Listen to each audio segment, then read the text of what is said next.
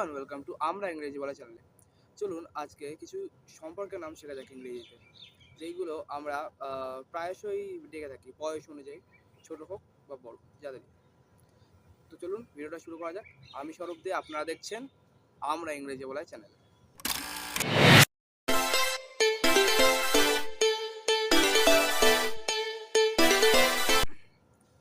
বাবাকে তো সবাই আমরা জানি ফাদার বলি, ফাদার। এখানে রয়ের উচ্চারণ হচ্ছে না, কেন হচ্ছে না এটা একটু আমি আপনাদেরকে বলে রাখি যে আগের ভিডিওতে আমি কয়েকটি জায়গায় রয়ের উচ্চারণ করিনি। এই জন্য আসলে ব্যাপারটা হচ্ছে, আর এর আগে কোনো ওয়ার্ড ভাওয়েল দিয়ে শুরু হলে সেই ক্ষেত্রে আমরা আর এর উচ্চারণ করব না, আরটা এখানে উজ্জ্ব থাকবে, অর্থাৎ আর এর উচ্চারণ হবেই না। এক প্রকার মানে হবে না বলতে বলা যায় না, কারণ হালকার মধ্যে রাখতে হবে, অর্থাৎ রটা একটু আস্তে উচ্চারণ হবে। একদমই না বলছি না, আবার একদমই হ্যাঁই বলছি না, হালকার মধ্যে। তাই এটা উচ্চারণ হবে ফাদার। ওকে, নেক্সট মাকে তো সবাই জানি মাদা। এই ফাদার আর মাদা একই, ঠিক আছে।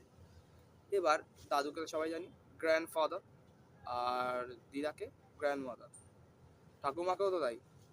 এবার অনেকের দেখেছি আমি প্রশ্ন, আমারও নিজের প্রশ্ন ছিল এক সময়, যে ঠাকুমাকেও বাবা দাদু গ্র্যান্ডফাদার বলবো, আর ঠাকুরদাকে আর ঠাকুমাকেও গ্র্যান্ডমাদার, আর দিদাকেও, মানে বাবার বাড়ির লোক হোক, বাবার বাবা মা হোক বা মায়ের বাবা মা, দুজনকেই তো আমরা গ্র্যান্ডফাদার গ্র্যান্ডমাদার বলি। কিন্তু এটা কি করে বুঝবো যে কোনটা আমার দাদু কোনটা আমার ঠাকুরদা? হ্যাঁ, তো এই কনফিউশনটা মেটাচ্ছি।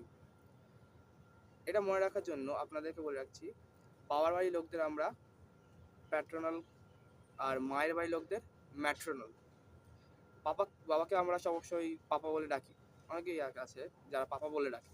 তো পাপার পি নিলাম, পি থেকে প্যাটার্নাল, আর প্যাটার্নাল হলে প্যাটার্নাল গ্র্যান্ডফাদার, আর মায়ের বাড়ির লোক হলে ম্যাটার্নাল, তাহলে ম্যাটার্নাল গ্র্যান্ডফাদার। আর ঠাকুমা হলে সেরকম ম্যাটার্নাল গ্র্যান্ডফাদার আর maternal grandmother, paternal grandfather, paternal grandmother. Paternal মনে রাখবেন যে প্যাটার্নাল হচ্ছে বাবার বাড়ির লোক, আর ম্যাটার্নাল হচ্ছে মায়ের বাড়ির লোক, আর মাকে আমরা মাদার, এটা তো বুঝেই যাচ্ছে। তো নেক্সট ভাগ্নেকে তাহলে কি বলবো?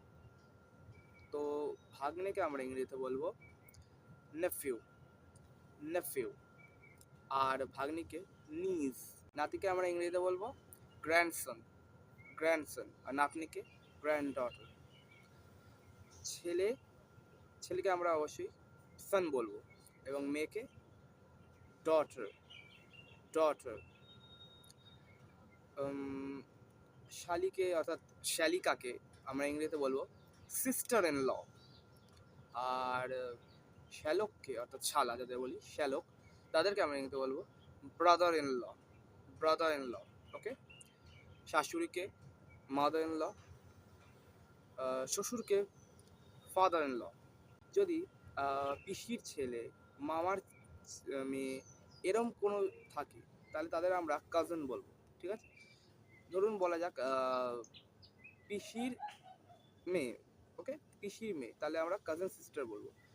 আর ধরুন পিসির আবার ছেলে হলো, ওকে, তাহলে cousin brother.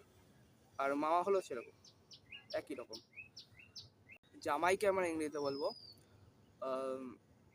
Son in law, আর পুত্রবধূকে আমরা বলবো ইংলিশে ডটার ইন ল। পরিবারের মানে ছোট্ট সন্তানকে আমরা ইংরেজিতে বলবো চাইল্ড। ওকে, পালিত পুত্র হলে তাদের আমরা ইংরেজিতে বলবো অ্যাডপ্টেড সন, আর পালিত কন্যা হলে আমরা ইংরেজিতে বলবো অ্যাডপ্টেড ডটার। আর আত্মীয়কে আমরা ইংরেজিতে বলবো রিলেটিভ, রিলেটিভস। ওকে, উত্তরাধিকারীদের বলবো আমরা ইংরেজিতে হেয়ার, হেয়ার। ওকে, যমজ ভাইকে আমরা ইংরেজিতে বলবো স্টেপ ব্রাদার, স্টেপ ব্রাদার। আর যমজ বোনকে আমরা ইংরেজিতে বলবো step sister, same to same. তো আজকে ভিডিওটা এই অবধি। তো আর অন্য ভিডিও নিয়ে অবশ্যই আসবো, আজকে একটা ছোট্ট ভিডিওর মধ্যে শেয়ার নিলাম।